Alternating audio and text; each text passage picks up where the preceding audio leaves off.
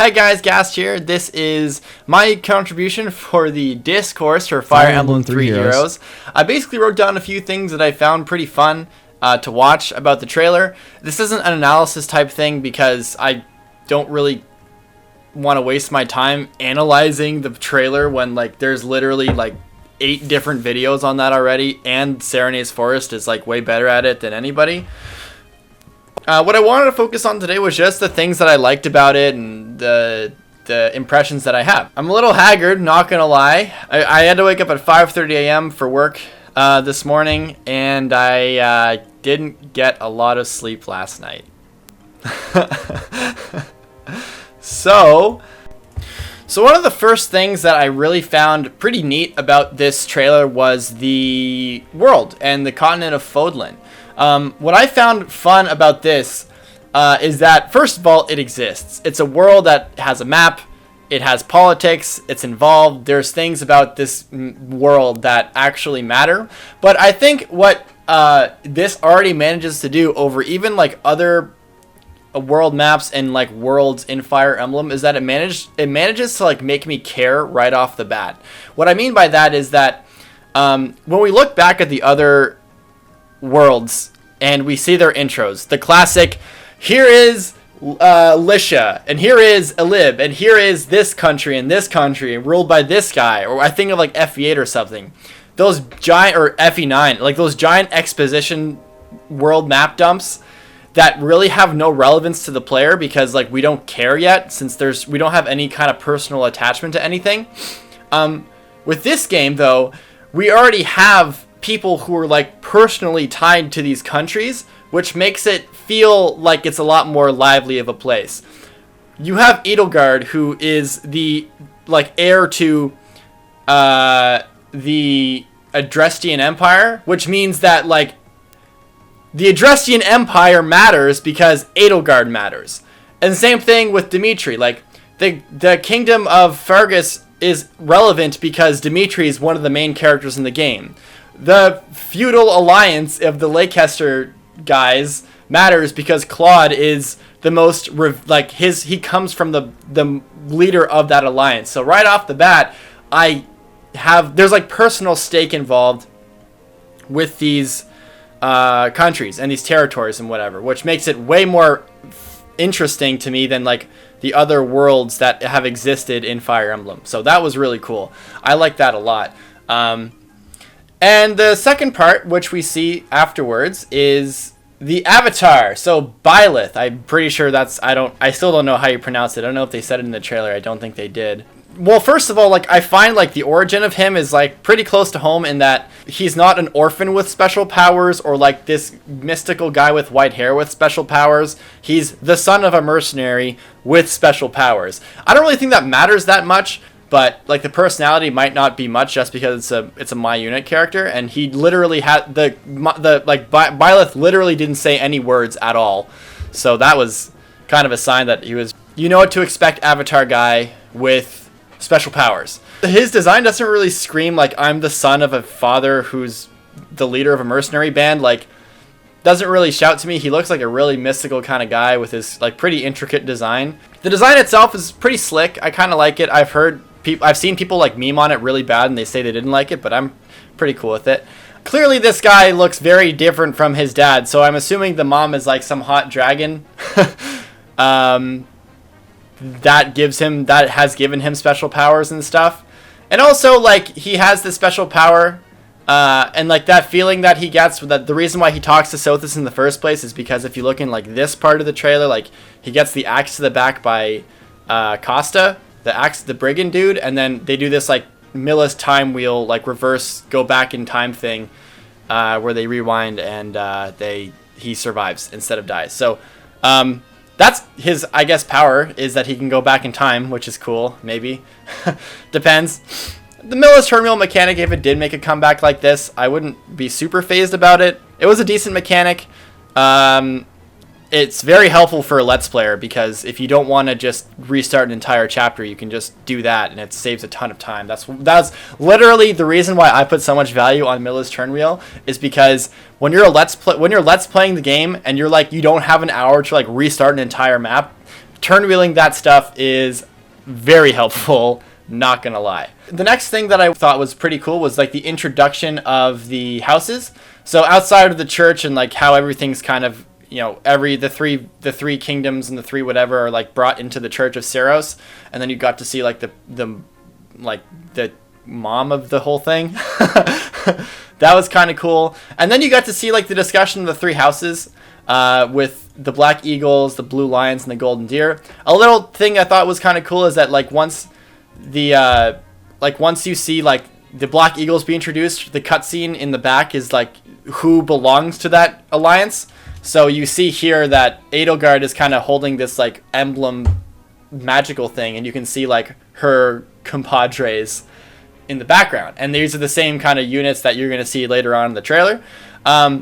And my personal favorite is actually Dimitri, because if you look at Dimitri's, like right off the bat, his like friends that he's sparring with look older. Like this guy with like the sword and the red eyes has like he looks like he's an older guy, and this dark skinned dude with the white hair, this huge ass guy is just like going at him, and he gets parried and stuff. But that was really cool for me because you kind of get the idea that Dimitri looks like way more serious, and Edelgard is like the nice in-between, and then Claude is like, oh, I'm this rich feudal son with the heir to the entire feudal system coming at me. And for that reason, I want to go for Dimitri, because I know I'm just making like claims here, but I find that, because my main concern is that if the playable cast, and you can only pick one kingdom of the three, if the playable cast is limited to that class of students who like you teach, what I'm concerned about is that you won't be able to recruit any other characters. If you're suppressing a rebellion, then there might not be like a Navarre type-esque character who you can recruit. If the campaigns are similar in that sense, and you're just like switching up your cast, like instead of having a varied cast, they have a class that's limited in the student, like in the class of the Kingdom of Fargus, and the customization you get is with the classes and like the strategy involved in the combat arts and that kind of thing. So I'm hoping that like you get to recruit more than just the students, because I have this concern. Like, you guys know that my favorite types of characters are like older folks who are like seasoned stuff. So when I'm thinking of a game that has a bunch of students and stuff, I'm like, oh, like I'm 26. Can I relate to these youngsters in a way that I can relate to Garrick, or I can relate to, like, even though Hector's 17, like he's pretty much a grown-ass man, that kind of thing, or Dusel, or older characters that I tend to gravitate towards personally. That's just like a little concern that I have. Hopefully it gets taken care of, and that I can like meet older characters and whatnot. And that's why like Dimitri's guys, they look old and like badass. That's why I want to pick him. Claude's team is like the Golden Deer. Very like, I don't know. They seemed like the most preppy of the three. And especially if there's no emperor and there's just like a bunch of feudal lords that are just together like the Lycian Alliance or the Lycia Alliance, then this guy is cake. This guy is loaded, man. So yeah, that's my kind of tangent on that. So I'm going to go for Dimitri just based on this. I would hope to go for Dimitri. Maybe I'm completely wrong, and maybe they just like look like older students, but they're still just as young.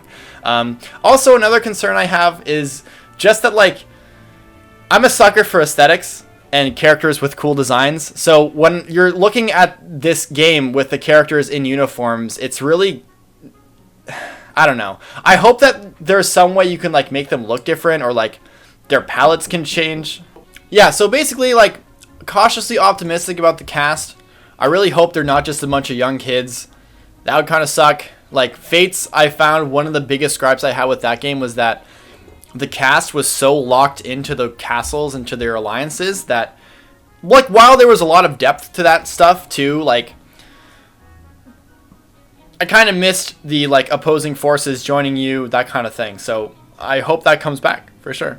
Like I said, I'm a sucker for aesthetics, so when I see everyone in uniform, like in a school uniform, it's like, that that's not really doing it for me. Like, a lot of people pick characters because they look really cool. So when you have a bunch of the same looking characters, not like the same looking characters, but they're wearing the same thing, it's kind of I hope they're like just like their uniform is just like their recruitment or like their student uniform, and if they promote, then they can actually have their own palettes or something. That'd be nice. I hope that's the case, as you saw with like, I mean, it doesn't really count for like Edelgard and those three because they look like they're in this professional uniform, but I'm hoping for the other characters, like there's more to it than just I am a student with my student uniform with the sword, or I'm a student with my gauntlet that I can punch people with, that kind of thing.